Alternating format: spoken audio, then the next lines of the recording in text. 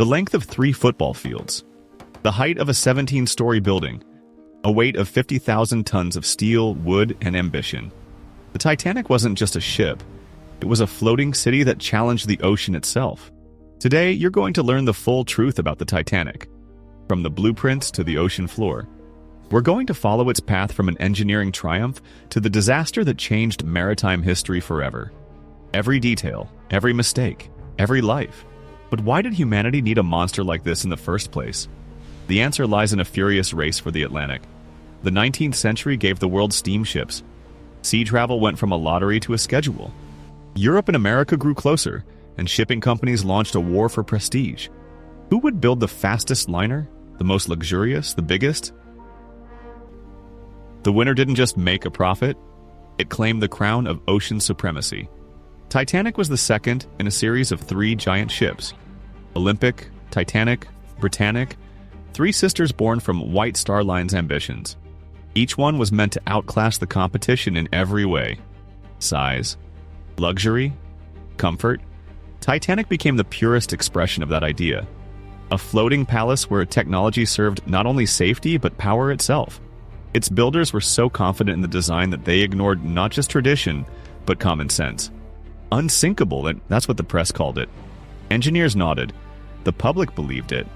But what if that blind faith in technology concealed the fatal mistake that doomed 1,500 people to die in freezing water? Oak, walnut, carved panels concealed the electric lights, a new luxury available only to millionaires. The grand staircase rose beneath a glass dome, where daylight turned metal into crystal. A heated swimming pool aboard a ship. A Turkish bath with mosaic walls and steam scented with eucalyptus. A gym with stationary bikes and rowing machines. A mahogany library where the rustle of pages drowned out the roar of the ocean. Round portholes remained the only clue that you were on a ship, not in a London mansion. Inside, the designers built 16 watertight compartments. 15 steel walls that turned the hull into a system of barriers. The logic seemed flawless. Even if the 4 forward compartments turned into aquariums, the other 12 would keep the liner afloat. The math worked on paper. The tests confirmed the calculations. An engineering marvel, and the kind that breeds deadly overconfidence. The ship wasn't declared unsinkable by marketers. The designers, engineers, and captains believed it themselves. 20 lifeboats. Enough room for 1,178 people. On board, 2,224 souls. Less than half. No more was required. The ship could not sink. Besides, the lifeboats spoiled the look of the deck. They cluttered the space meant for first-class strolls. Aesthetics won out over common sense. Beauty mattered more than safety. Luxury mattered more than lives. The builders also refused from the tradition of smashing a champagne bottle against the hull. An outdated ritual unworthy of modern shipbuilding. Traditions were for superstitious old-school sailors. Science does not need rituals.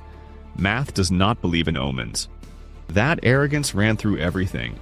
From the blueprints to the crew's instructions, from the chosen route to the speed in open water. They didn't build a ship. They built a monument to human... April 10th, 1912. Southampton. The giant pulls away from the pier, and the whirlpool under her hull snaps the mooring lines of the neighboring steamer, the New York.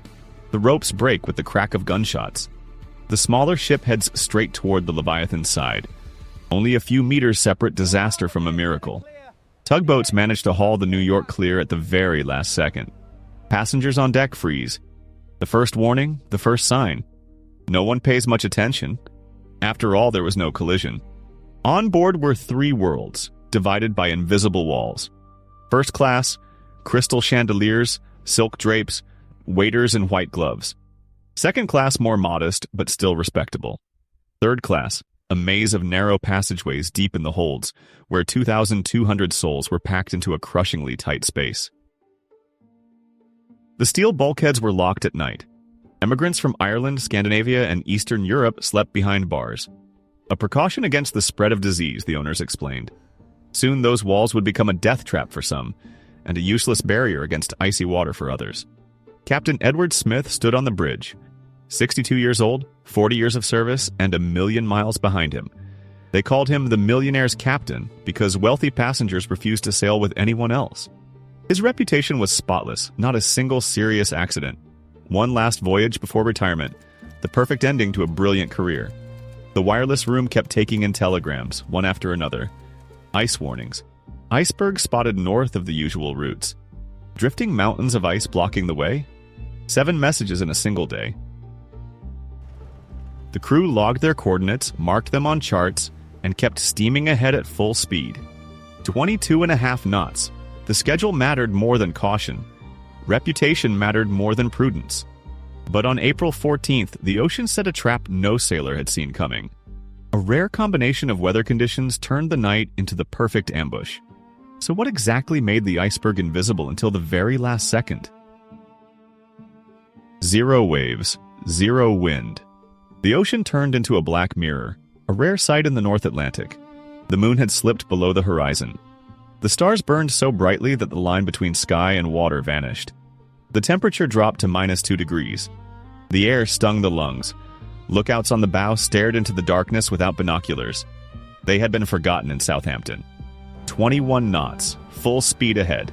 The giant sliced through the perfect calm, unaware that this beauty was a deadly trap. Without waves, an iceberg doesn't create white foam at its base. Without the moon, it is invisible.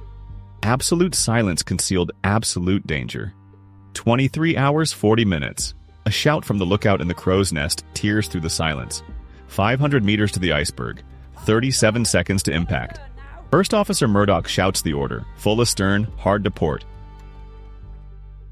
The engine room stalls, the propellers reverse. But 50,000 tons don't stop on a dime. The bow drifts left slowly. Too slowly. The starboard side scrapes along the iceberg's underwater ridge. 10 seconds of contact. Steel grinding against ice. The sound is faint, like a knife dragged across metal. A giant can opener had run along the hull below the waterline. It didn't slice through, it didn't punch all the way through, it just opened 6 narrow slits, each no wider than a human hand. First-class passengers felt a slight vibration. Many never even woke up.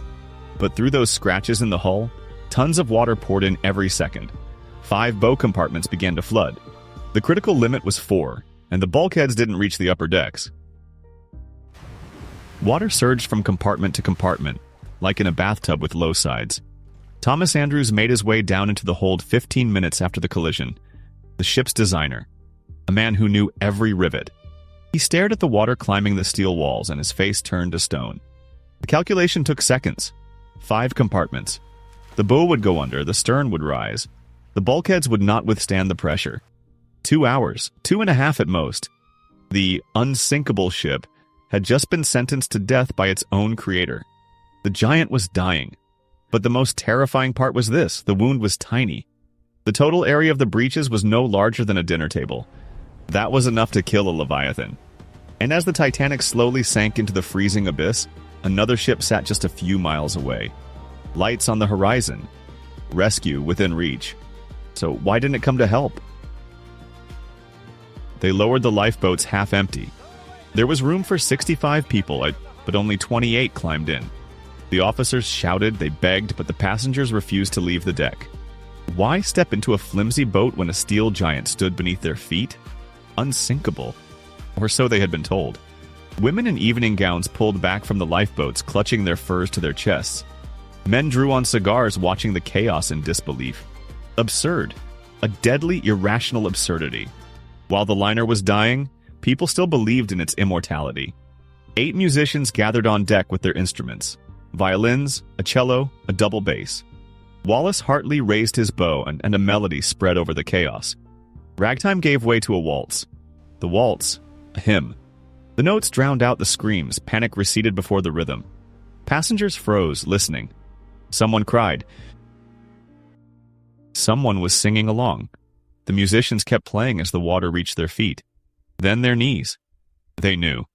All 8 of them knew they were not going to survive. But they kept playing anyway, turning agony into art. 2 hours and 40 minutes. The bow had gone completely under. The stern shot up into the sky, vertical like a skyscraper rising out of the Atlantic. Hundreds of people clung to the railings, slipped, and fell into the blackness. The metal groaned. Not a scrape, a roar. Rivets burst with the crack of machine gun fire. The hull tore itself in two. The bow broke away and vanished into the abyss. The stern hung there for a moment as if it were still deciding. The lights went out. Darkness swallowed everything.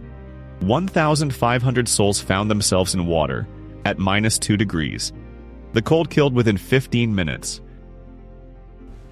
The screams merged into one monstrous howl, rolling out over the black Atlantic.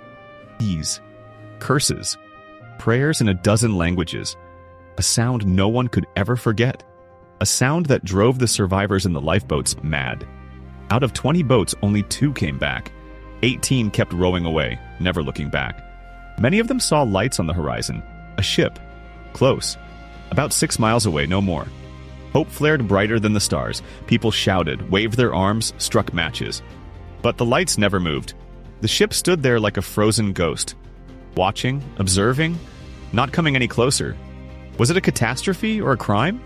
An accident or a chain of fatal decisions, each one pushing the liner closer to disaster? The radio room. Jack Phillips sits at the set, his fingers flying over the key. Telegrams from the passengers keep pouring in. Millionaires sending congratulations to New York, ordering cars to the pier, dictating instructions to their servants. A line of messages. Phillips has been working without a break since morning. At 21:40, a click in the headphones. The ship Masaba transmits the coordinates of the ice field. Exact, detailed. Right ahead. Phillips cuts off the transmission. "Shut up, I'm busy."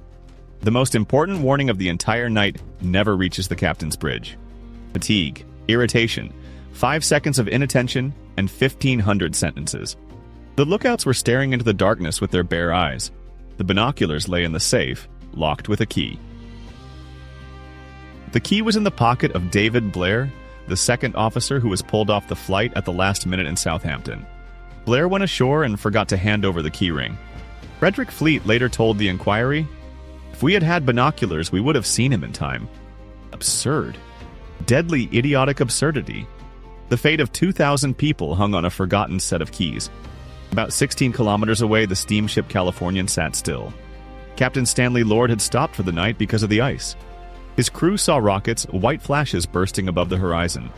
8 signal rockets. The sailors talked about them. They wondered what they meant. The wireless operator was asleep and no one woke him. The ship never moved. 1,500 people were dying while another vessel watched from a distance. As if the chain of human mistakes weren't enough, nature itself set a trap. Scientists believe a rare atmospheric effect, a mirage of cold water, bent the light and lifted the horizon line. The dark silhouette of the iceberg merged with the black sky. Even through binoculars, it might not have been visible until the last seconds. The ocean itself became an accomplice. Those mistakes sent the giant to the bottom, but the ocean never keeps its secrets forever. 73 years later, researchers would find what remained, and realize that some mysteries only deepen with time. What did they find on the seafloor that no one expected to see? On September 1st, 1985, the deep-sea submersible Argo descended to 3,750 meters, the depth where pressure would crush a human instantly. The cameras came on, the screens flared to life. Out of the darkness, a silhouette emerged, a massive boiler coated in rust. Then another. The researchers froze. 73 years of searching were over. Robert Ballard had found what the Atlantic had hidden for nearly a century. The bow section lies almost intact. Majestic, as if it were still ready to sail. The decks are still recognizable. Anchor chains hang in the silt, but rust formations trail from the sides like icicles, stalactites of oxidized iron streaming into the abyss. 650 meters farther lies the stern. It is destroyed beyond recognition. The decks collapsed into one another, crushed like a cardboard box. A fracture tore the giant in two, and the two halves fell separately, each carrying away its own piece of history. The bodies vanished. Cold water, crushing pressure, time, nothing was left. But on the silt lie pairs of shoes. Leather boots, women's shoes, children's shoes. They sit side by side, as if their owners had just taken them off before bed. Over decades, the organic material dissolved away. The leather held on. These silent witnesses mark the places where people fell into the abyss and found their final rest. Hundreds of pairs. Each one. Someone's life, someone's name, someone's dream of the new world that never came true. But even steel is not eternal. Scientists found colonies of bacteria on the wreckage, microorganisms that feed on iron. They named them Halomonas titanicae in honor of the victim. They work slowly, year after year, turning metal into rust and dust. What the iceberg didn't finish, an invisible army completes. In a few decades, all that will remain of the floating palace is a stain on the ocean floor. The Atlantic is erasing the memory of its own triumph. But does the disappearance of the wreckage mean the tragedy has been forgotten? The loss of the supposedly unsinkable giant changed the world. But how exactly did humanity respond to that lesson?